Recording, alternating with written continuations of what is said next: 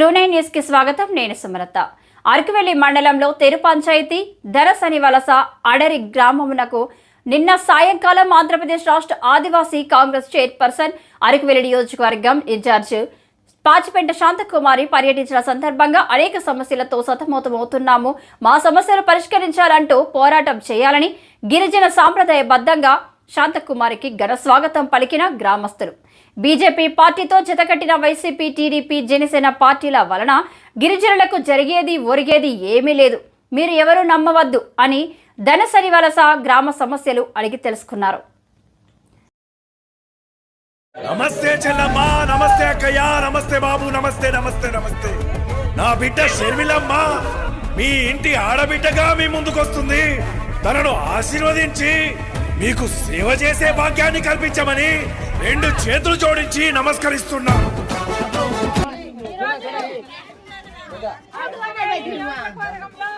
అరకువెల్లి మండలానికి చెందినటువంటి పంచాయతీ గ్రామ పెద్దలకు, మహిళలకు, యువకులకు, యువతకు, మరి మా వార్డు మెంబర్ అయినటువంటి దొబ్లు గారికి, మా అన్నలకు, ప్రతి ఒక్కరికి కూడా పేరు పేరున హృదయపూర్వక నమస్కారాలు తెలియజేసుకుంటున్నాను శిరస్సు వంచి. ఈరోజు నేను వచ్చింది ఒకటి, నాకు ఇక్కడ చూసింది ఒకటి. నేను ఇక్కడ వచ్చి చూసిన తర్వాత మా గిరిజనులు బతుకులించేనా అని చాలా బాధపడాల్సిన పరిస్థితులు ఇవాళ నాకు వచ్చింది. చాలా మంది వస్తారు వెళ్తారు, ఏం చేస్తున్నారు నాకు తెలియదు, కానీ ఈ గ్రామ పరిస్థితి ఇవాళ చూసేసరికి కన్నీటి కొట్టే రాలేదు. కానీ తెలియని పరిస్థితి అంటే ట్రైబల్ తాలూకా వ్యవస్థ ఈ రాష్ట్ర ప్రభుత్వానికి పట్టలేదా అని బాధ అనిపించింది. వేళ జగన్మోహన్ రెడ్డి గారికి మనం ఓటేసి గెలిపిస్తే, వైసీపీ నాయకులకు ఓటేసి గెలిపిస్తే వేళ కనీసం మాకు ఈ దనసరి వలస గ్రామంలో ఒక్కటంటే ఒకటి జగనన్న గృహం అనేది ఇవ్వలేదు. అంటే రాజ్యం ఇస్తానన్నారు రాష్ట్ర ముఖ్యమంత్రి గారు, ఒక్క ఇల్లు కట్టి ఇవ్వలేదు. నివసిస్తున్నారు. ఆనాటి రాష్ట్రం అంటే కాంగ్రెస్ గవర్నమెంట్ ఉన్నప్పుడు ఇచ్చిన ఈ యొక్క పెంకుటిల్లులు కనిపిస్తున్నాయి తప్ప, ఇందిరమ్మ ఇల్లులు కనిపిస్తున్నాయి తప్ప జగన్మోహన్ రెడ్డి ఇచ్చిన ఇల్లు కనిపించలేదని నాకైతే బాధ అనిపిస్తుంది. ఇవేళ చూస్తే ఈ గ్రామంలో సీసీ రోడ్డు లేదు. అసలు ఈ కొండ ప్రాంతంలో వరద వచ్చి పోయే పరిస్థితి కూడా ఉంది.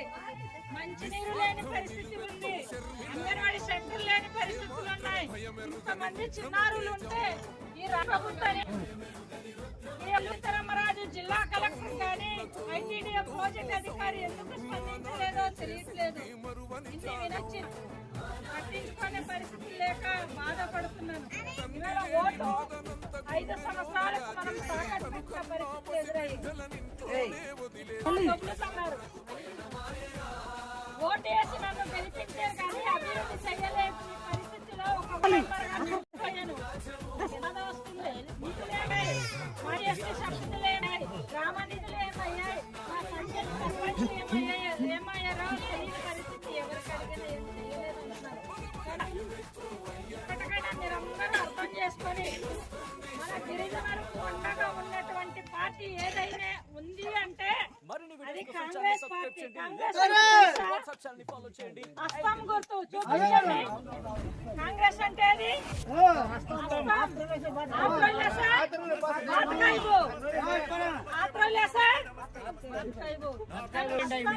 మీరందరూ ఓటేయాలి. నేను మీకు హామీ ఇస్తున్నాను, ఈ సాయంత్రం సమయంలో మా కాంగ్రెస్ ప్రభుత్వం అధికారంలో వచ్చిన తర్వాత ఈ గ్రామానికి ఇందిరమ్మ గృహాలు మంజూరు చేసే బాధ్యత నాది.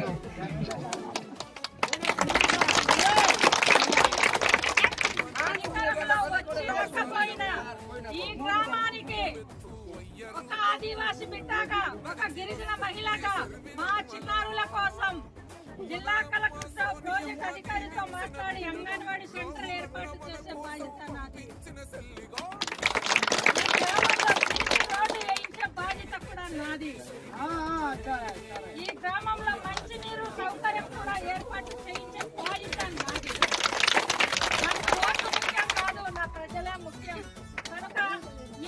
ఎంత పొగుడదాం అనుకున్నాక అది మీరు పొగిడినారు. మీ గ్రామం అభివృద్ధి లేదు, కుంటి పడిపోయింది.